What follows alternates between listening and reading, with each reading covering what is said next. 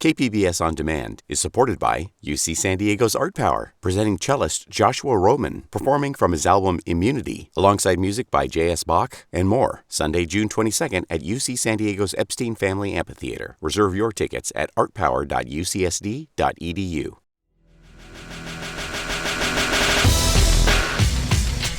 Welcome to a special bonus holiday edition of listener-supported KPBS Cinema Junkie. I'm Beth Accomando. Traditionally, Christmas is the biggest day at the box office for Hollywood. Plus, the studios tend to hold all their big Oscar-hopeful films for the end of the year. So for this special bonus holiday edition of Cinema Junkie, I decided to invite Moviewallas Yazdi Pithavala. We decided to head out to cinemas to shop for the best movies to unwrap this holiday weekend. So welcome, Yazdi. Thank you, Beth. Okay, so our main purpose in doing this show is that we wanted to make sure you did not end up with a lump of coal under your tree or in your stocking this holiday season. So we've put together a cinematic shopping list. And let's start by pointing out those lumps of coal that you might want to avoid so they don't ruin your holiday season. Now, Yazdi, you tend to be a much more positive person than I am. So do you actually have any lumps of coal that you want to point out to people so that they don't go see those movies this holiday weekend? I don't have an absolutely ghastly film, but I did watch a lot of films this year from directors who I respect a lot, who made films which were pretty disappointing. And top of my list is Taika Waititi's Next Goal Wins, which I think really doesn't do anything new to the sports movie genre. So it was a big disappointment. All right. As we all know, I am far more curmudgeonly than you are, and I have a few lumps of coal on my list. I would say Michael Mann's Ferrari, even though I love Michael Mann. Rebel Moon, which is Zack Snyder's take on Star Wars, but if you suck out all the joy. And Wonka. Now, Wonka is a very bright and energetic lump of coal, and you would probably disagree with me on that one. I was in the same place that you were, but then the film very, very grudgingly won me over. Mostly because it's made by those who made the two Paddington movies, which I absolutely adore. All right, now on to our holiday treats. We both feel that movies are best appreciated in a cinema and with an audience. So let's begin with some films that people can actually go out to see in the theater on the big screen. And let's start at the top with Yorgos Lanthimos' Poor Things. And this is sort of a reimagining of the Frankenstein story. And here's the trailer. No! She's an experiment. Good evening. Her brain and her body are not quite synchronized. But she's progressing at an accelerated pace. So this film is at the top of both of our lists. What is it about the film in particular that appealed to you? We've all watched a lot of films this year, Beth, and maybe in my old age, I'm getting a little impatient with movies that play it too safe, movies that are in a particular mold and just follow the beaten track. And so when a movie comes along, which is really not playing it safe, which is breaking every rule, I embrace it, and such was the case with Poor Things. This particular director, Yorgos Lanthimos, we've seen him make some pretty remarkable movies, but the one aspect that I had not seen in a Yorgos Lanthimos movie before was this visual dazzle, which, please Hollywood, give him more money, because if this is what he can do visually, if he's given more finances, all power to him. This is just candy for the eyes. Well, I have to confess that this was one of the first films I watched when I was preparing for my voting for critics groups. And after seeing this, everything else paled by comparison. This was just so impressive and so fresh and so original. I mean, that's the thing that I love, is a film that takes you someplace completely new, artistically or narratively. One of the things I like about this director is that, and this is something that has hooked me from the beginning, from Dogtooth, which was about a father who keeps his children, adult children, locked up and away from the world. But what I love about his films is that he never tries to comfort or accommodate the audience. He drops us into a world that he's created and just lets us put the pieces together. We have to figure out in The Lobster that humans are reincarnated as animals. In this film, it's a scientist who has kind of created or reanimated someone from the dead, and we have to start putting the pieces together. And so he creates these worlds and sets us adrift. And it's just such a wonderful feeling to go on this journey of discovery with him. Yeah, the great thing about Lanthimos is that he never, ever panders to the audience. He does not tell you how you should be feeling or what you should be thinking. And like you said, Beth, in each of his movies, he creates this unusual, unseen world with its own set of rules. But then that movie very rigorously sticks by those rules, as absurd as they might seem.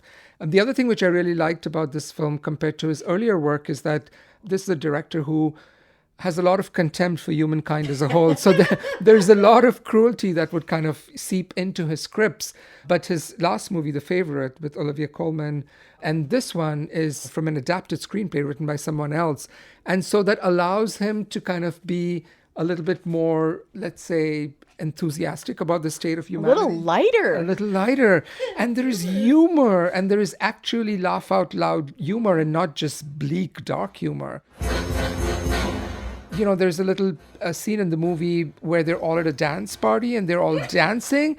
And that little scene is like the best depiction of joy of any movie I've seen this year. And that's saying something coming from this director. And so one of the things about this film, too, is it reminded me a little bit of Jeff Bridges in Starman. This is kind of a take on Frankenstein. Like Jeff Bridges in Starman, Emma Stone's character is kind of like coming to this world fresh and trying to figure out how to be human, how to behave in the proper way, or how to even understand what the world is like. And a bit like Candide, she feels a bit like an innocent because it feels like she's freshly born into this world, knowing nothing and discovering the good, the bad, the enjoyable, the horrific. And we're along on that journey. And it is a film that is just so visually spectacular and enticing, and it was a joy to watch. And this is probably the happiest of his films. By a mile.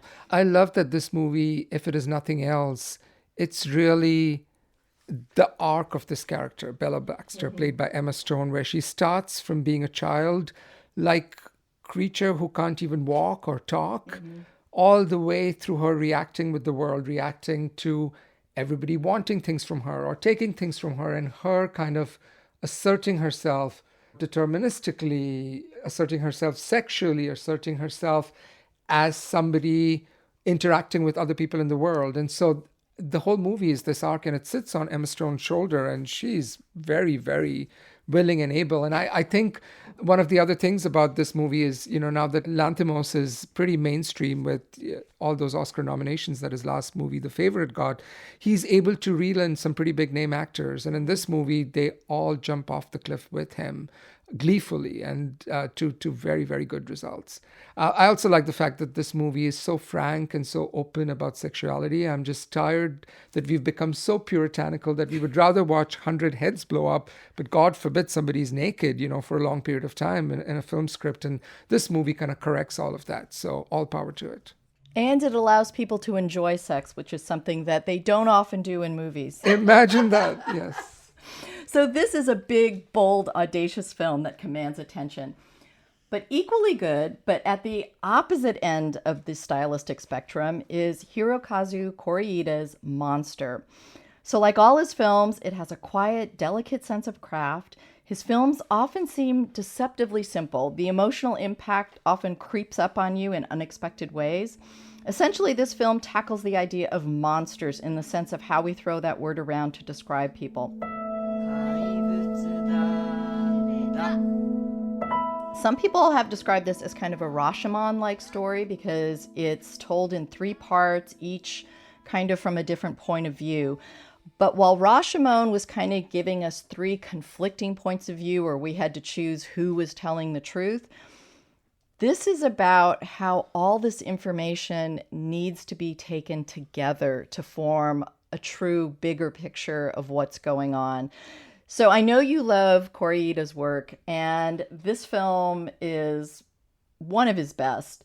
What was about this one that you liked, and did you see it as kind of following in line with his other films, or did it diverge in any way? I should say that I adore this filmmaker, and I pray at the church of Hirokazu Koreeda. all of his movies are just so humane and kind and simple, and you realize in retrospect, how much thought has gone into it. I also love that all of his film scripts never have an easy villain that creates the conflict. There are no bad people in his movies. There are just people in bad situations who are reacting a particular way.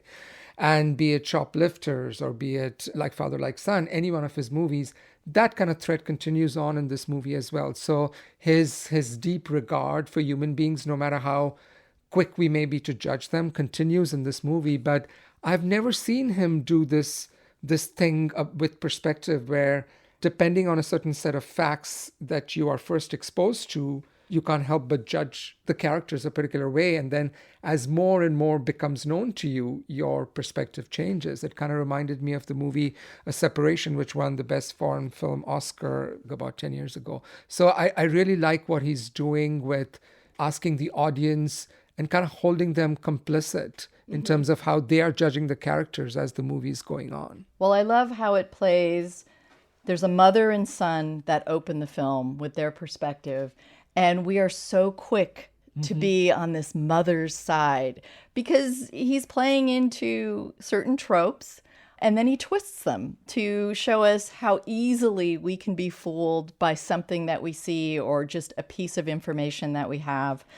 And I think he's one of the most infinitely compassionate and empathetic filmmakers. And he really has this sense of loving humanity for all their flaws and fallibility and vulnerability. And it's wonderful. And as in a lot of his films, children play a key role in this. And this one, there are two wonderful characters and wonderful performances. If you look at the filmography of Koreeda, you will see that almost all of his movies have pretty big parts for children. And you will never see the precocious, Disneyfied, all-knowing, bratty child that we see in Hollywood movies. All of his child actors are remarkably natural. And for the life of me, I don't know how he's able to kind of extract those performances from them.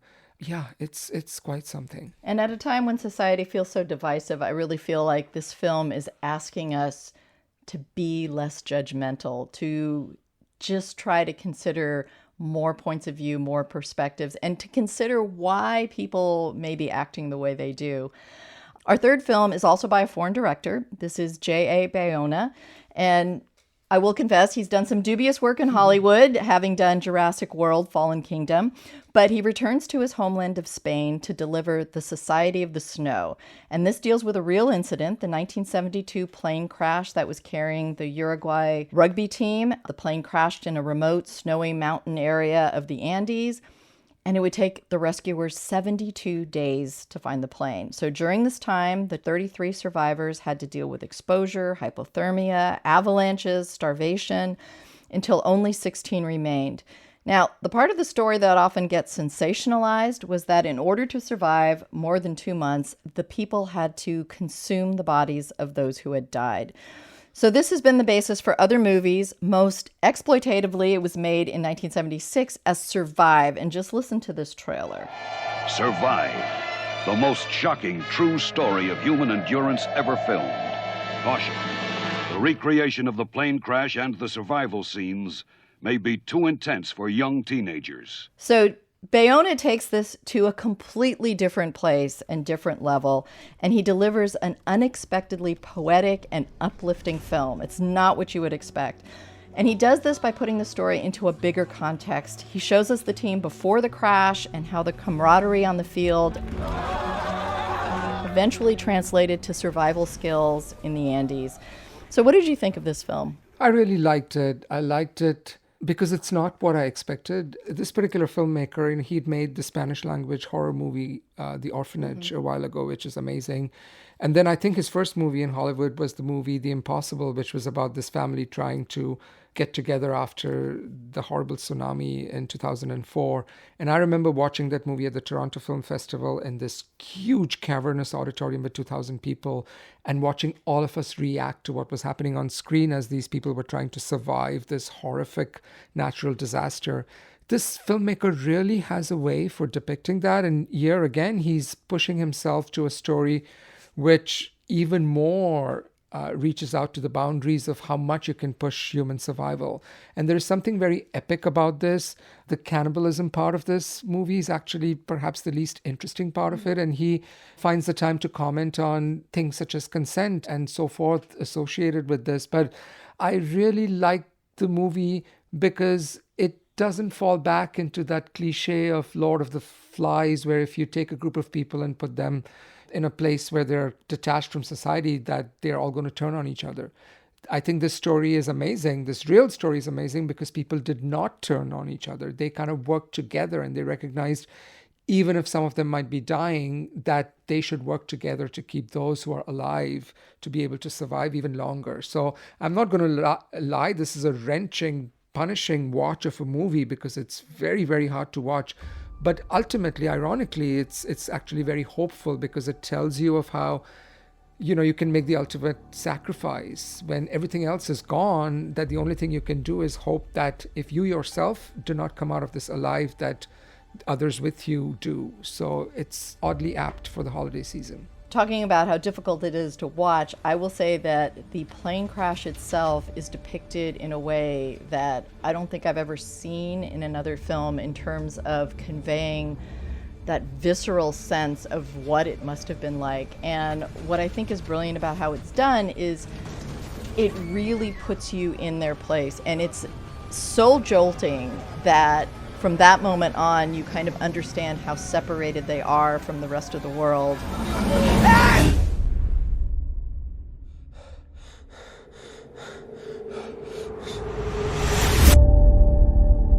He also does a great job of creating this ensemble of characters where you do feel this sense of teamwork and of love for each other. And when consent is given, like, look, I know I'm not going to make it, but if my death can allow you to move on and to live, don't hesitate.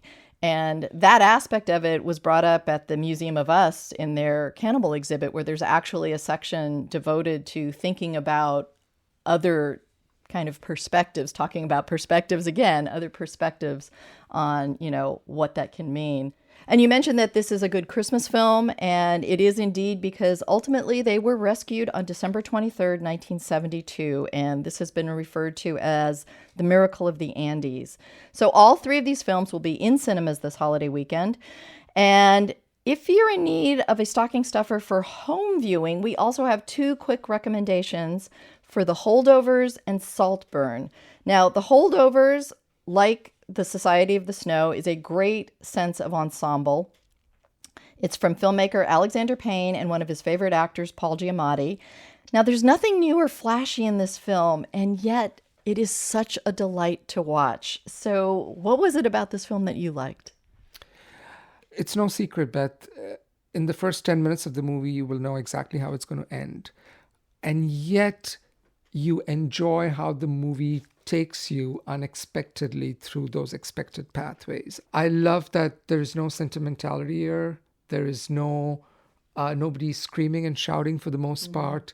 There's something so well-oiled and well-crafted about this whole movie that you come away with a smile on your face. We talked about lump of coal, earlier, and this is the exact opposite of that. This is like a warm blanket around you as you're sitting in front of the fire over the holidays. This movie just made me feel so good, and remarkable acting.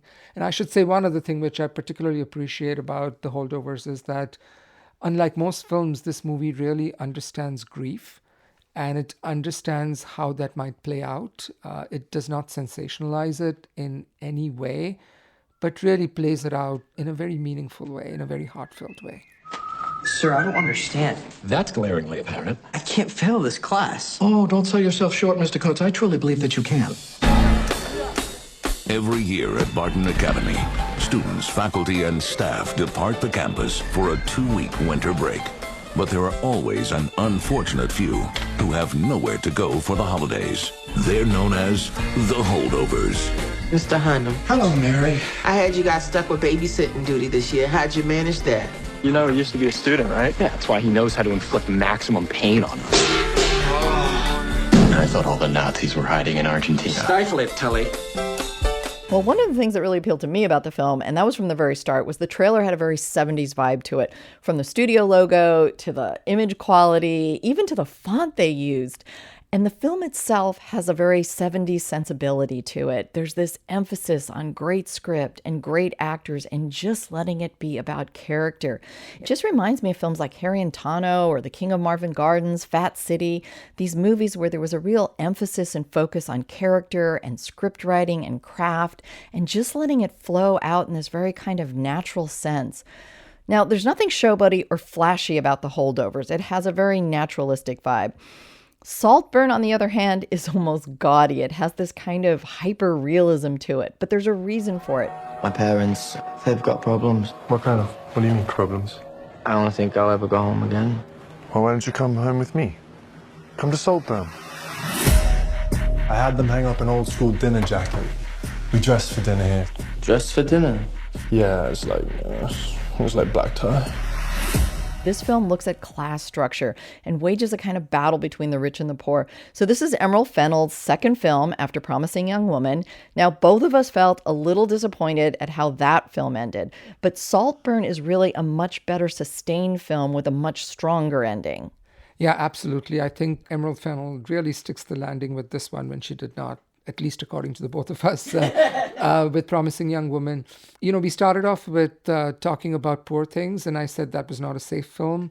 I think this one is not a safe film either, and I love it for it because it is made to deliberately make you squirm in your seat, and yet at the same time, it is very comical, it is exaggerated, and I did not know where this movie was taking me to, and it had a bit of a surprise up its sleeve. So as much of a maximalist as this director is, I think for this particular script, that really is the right treatment for that material. I loved how gleefully it wants to make everybody uncomfortable while watching it.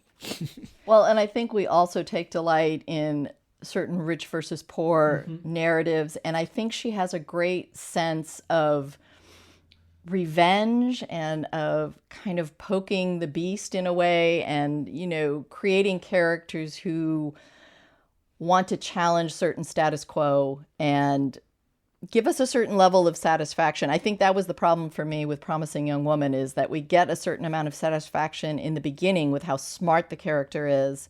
And in this film, it's almost kind of the flip, is that we don't think the character is as smart as he turns out to be. And there's a twist in this film that I think works much better. So these are the films that we would put on our shopping list for this holiday season. So I hope this helps you sort through with what's out there, helps you avoid the lumps of coal and pull out the treasured gifts and gems that you want to unwrap. So Yazdi, thank you very much for helping us with the holiday viewing. Absolutely. Always a pleasure. Happy holidays. That wraps up another edition of KPBS listener-supported Cinema Junkie. If you enjoy the podcast, then please share it with a friend, because your recommendation is the best way to build an addicted audience. You can also help by leaving a review. Till our next Film Fix, I'm Beth Accomando, your resident cinema junkie.